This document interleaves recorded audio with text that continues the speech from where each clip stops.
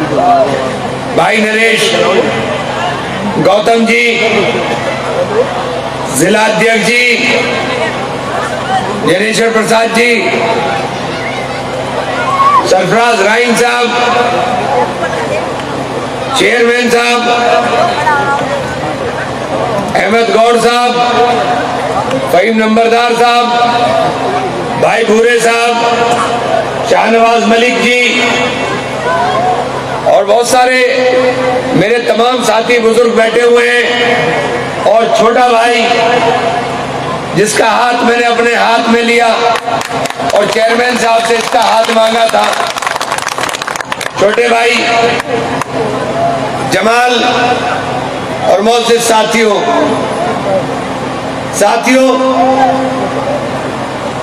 आप लोगों की मोहब्बतों का कर्जदार मैं हमेशा था, हमेशा हूं और हमेशा रहूंगा।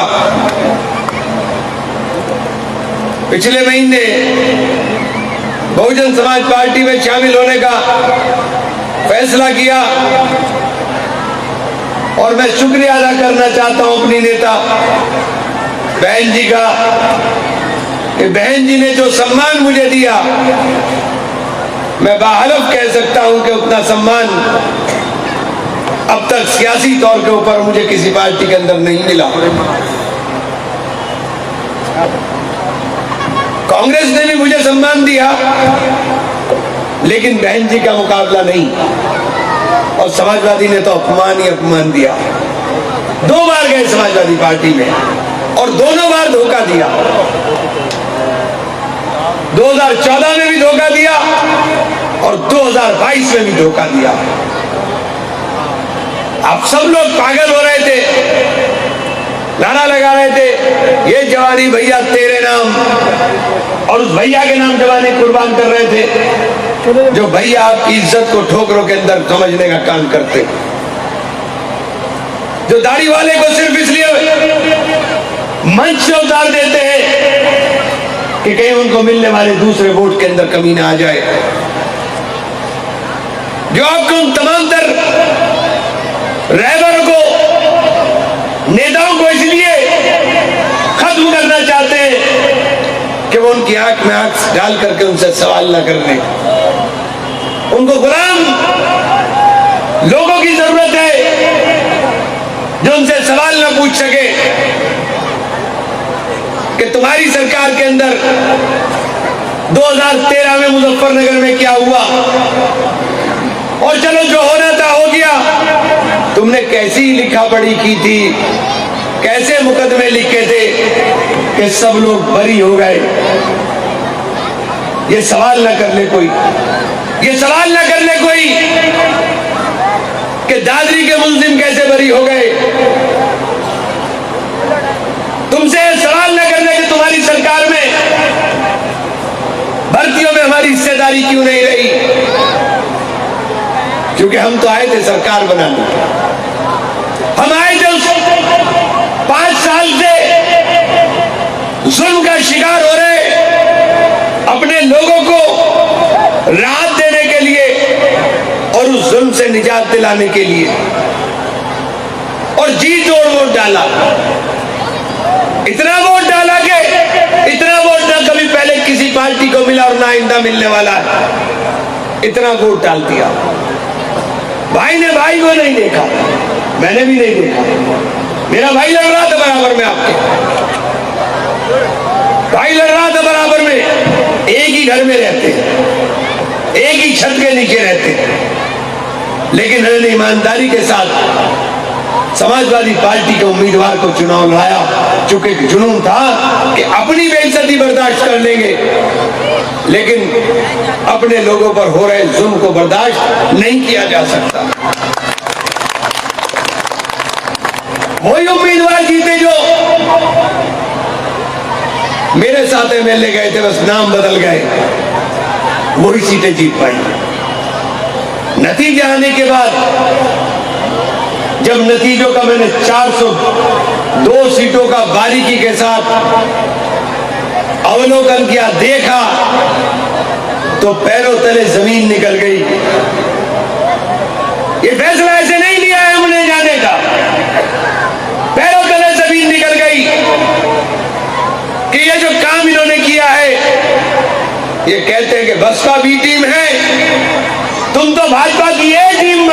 काम कर रहे हो।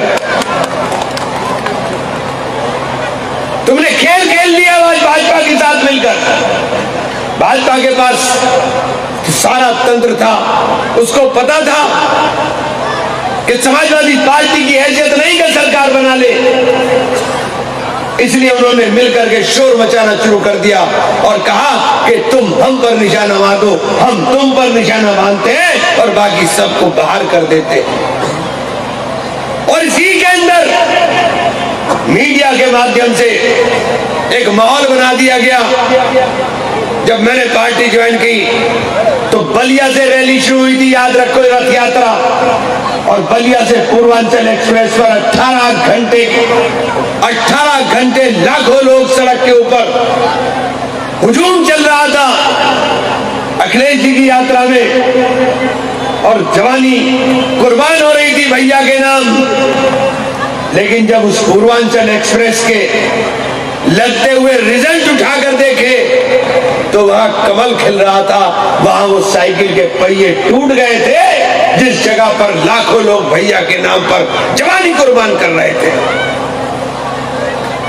जहां हम थे वहां आप जीत गए और जहां आप होने का दावा कर रहे थे वो तमाम सीटें हार गए। आप मैनपुरी सदर हार गए, इटावा हार गए, कन्नौज हार गए, फिरोजाबाद हार गए। क्यों हार गए? यहां तो आपके लोग थे, आपके नाम के लोग थे। क्यों हार गए? पानी पिलवाया। क्यों हार गए?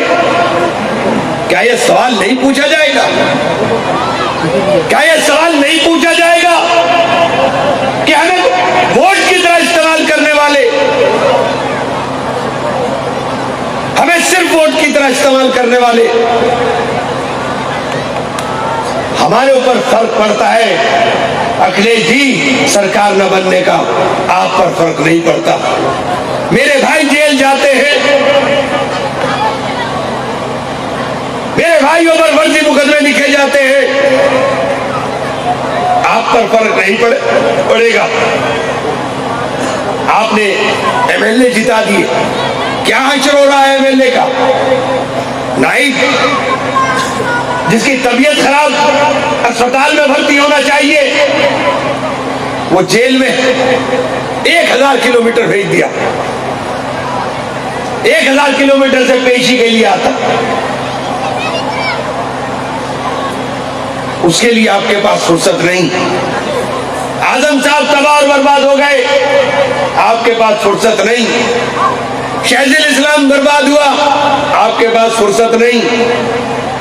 अब्बास अंसारी के ऊपर मुकदमे लिखे गए, आपके पास फुर्सत नहीं।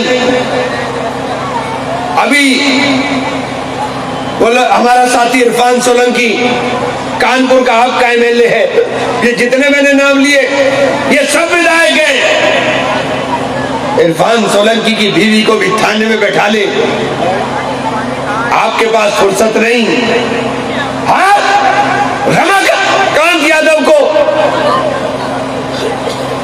जब जेल भेजा जाता है तो दूसरे दिन गाड़ी उठा करके आप जेल के दरवाजे पहुंच जाते हो। ये आप हैं, ये आपकी तस्वीर है। मैं ये बात इसलिए कह रहा हूं और सिलसिलेवार कह रहा हूं, एक बात गलत हो, एक बात गलत हो तो जो चोर की सजा वो इमरान की सजा। इसलिए इमरान ने फैसला किया कि ऐसे मुनाफिक लोगों के साथ सियासत करने का कोई मतलब नहीं, जो इतनी मुनाफकत करने का काम करे। भाई अनिल आ जाओ, जो इतनी मुनाफकत करे। मैंने बहन जी का, क्योंकि बहन जी के बारे में हमें जो जो कहा गया, नरेश भाई का शुक्रिया अदा करना चाहता हूं। नरेश भाई ने कहा कि आप, नरेश नरेश भाई ने कहा कि आप भाई पानी देना यार दे दो, कैसा भी है यार, अरे दे दो यार, कैसा भी है, कैसा भी है यार, दे दो ना।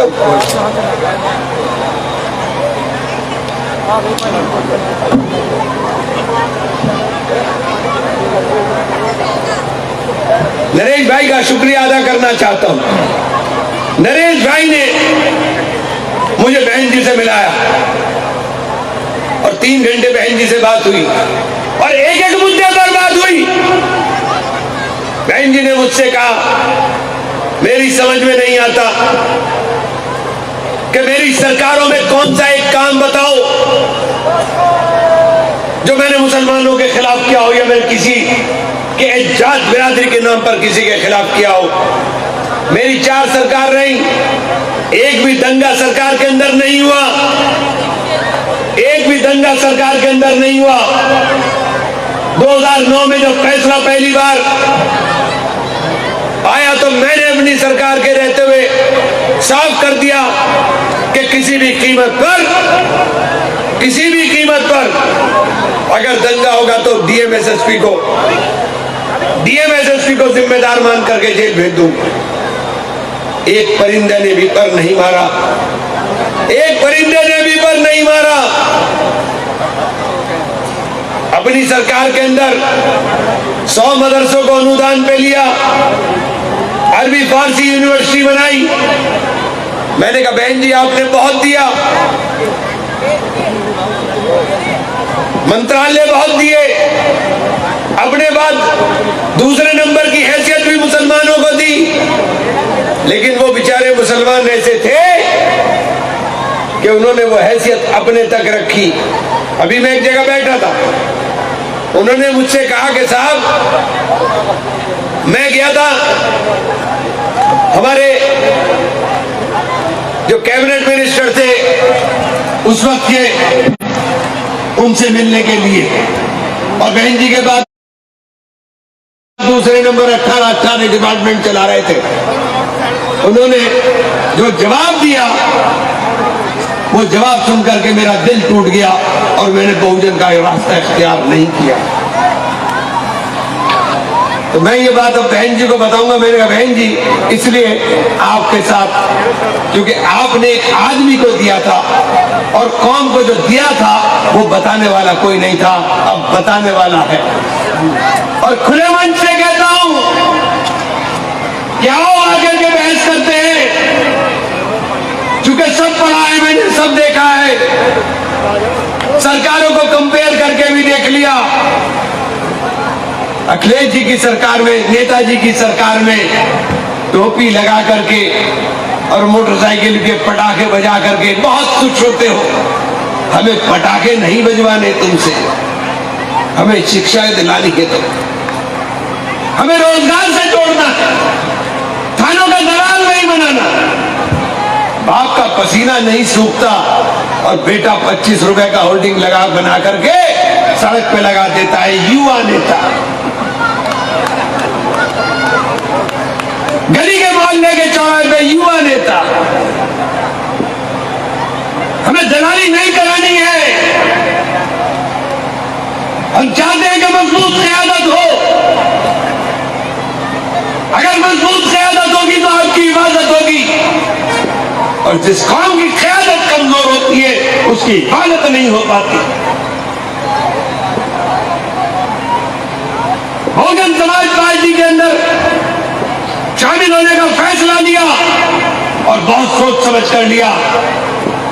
कोई रास्ता किसी को दिखाई दे रहा हो तो बड़े मन से कह रहा हूं आओ बताओ कौन सा रास्ता है इस उत्तर प्रदेश के अंदर निजात का। सभा को देकर देख लिया, अब चर्चा शुरू हो रही है। कांग्रेस अच्छी है, कांग्रेस के पास दूसरा वोट कौन सा है वो तो बता दो भाई। दूसरा वोट कौन सा है जिससे जीतोगे? डूबते हुए जहाज पे सवार होने का शौक हो गया, या किसी ने आकर के मेरे गैर मुस्लिम भाई ने माइक पर खड़े होकर कह दिया सुभान अल्लाह माशाअल्लाह अल्हम्दुलिल्लाह, और आगे से नारा लगता है नारा तकबीर अल्लाह अकबर।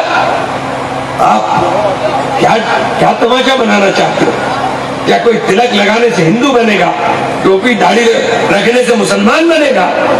जो अपने धर्म पर है वो अपने धर्म पर है, अपने धर्म का पाबंद रहे। ये मुल्क सबका है, हिंदू हो, मुसलमान हो, सिख हो, ईसाई हो, सबका है।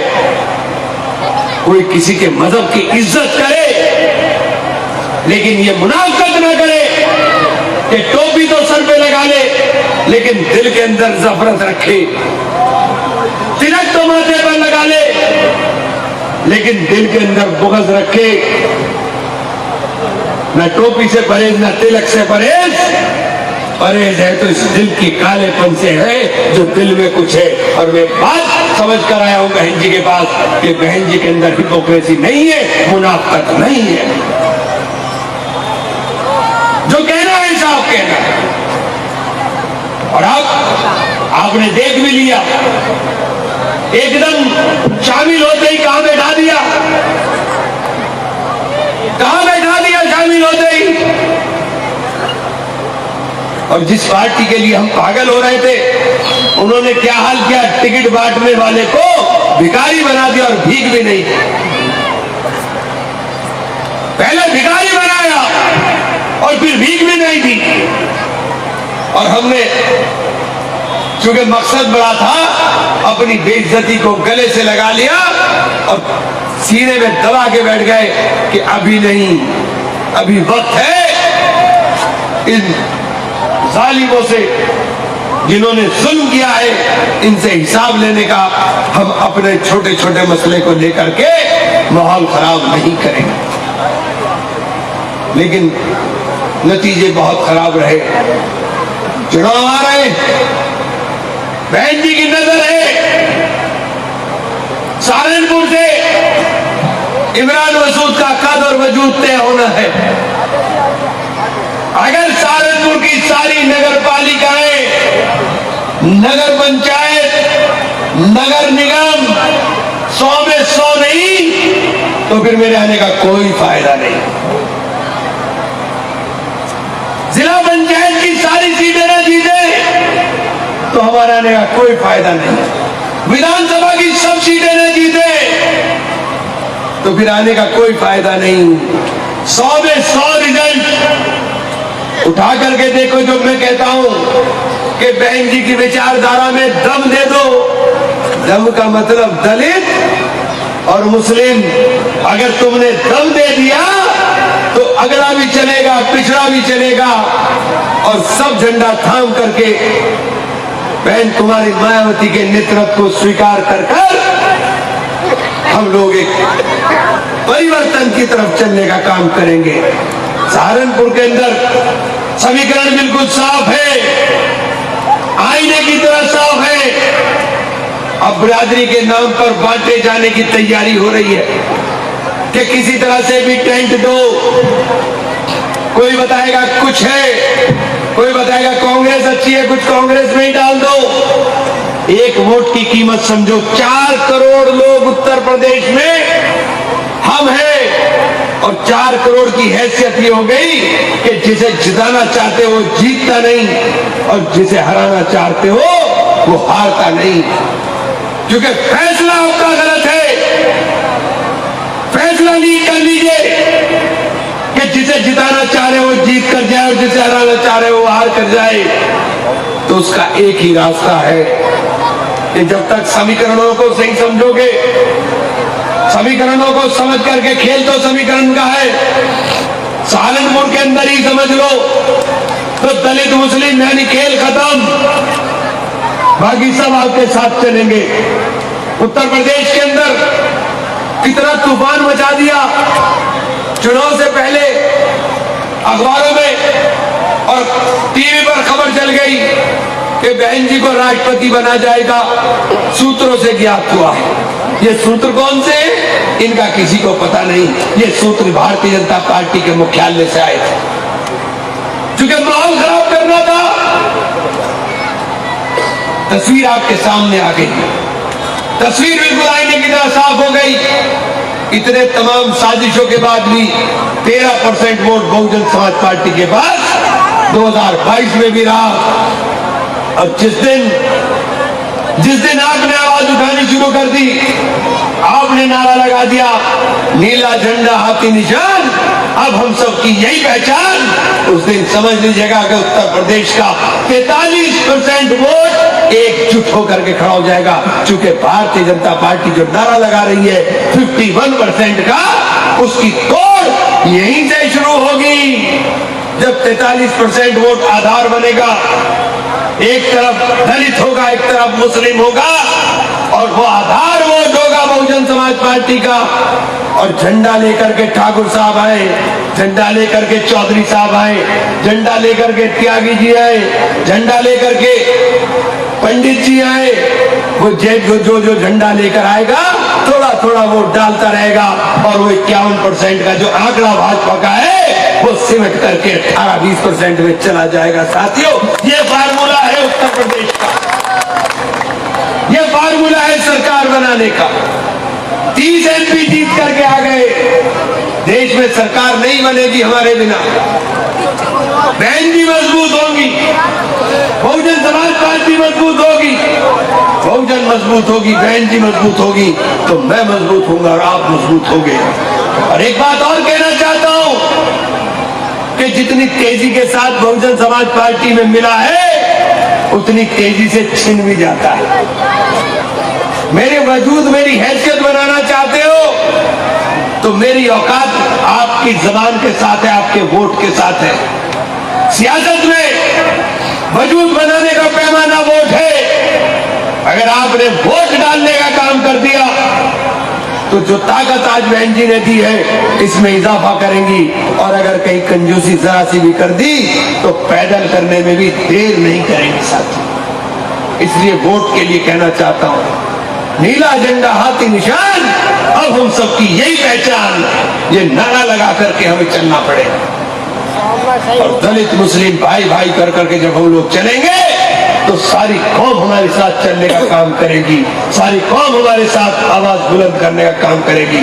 इसलिए साथियों, आप सब लोगों का बहुत मशकूर हूँ, बेहद शुक्रगुजार हूँ। आप सब लोग आए, आपका बहुत शुक्रिया। अपने छोटे भाई जमाल का बहुत शुक्रिया।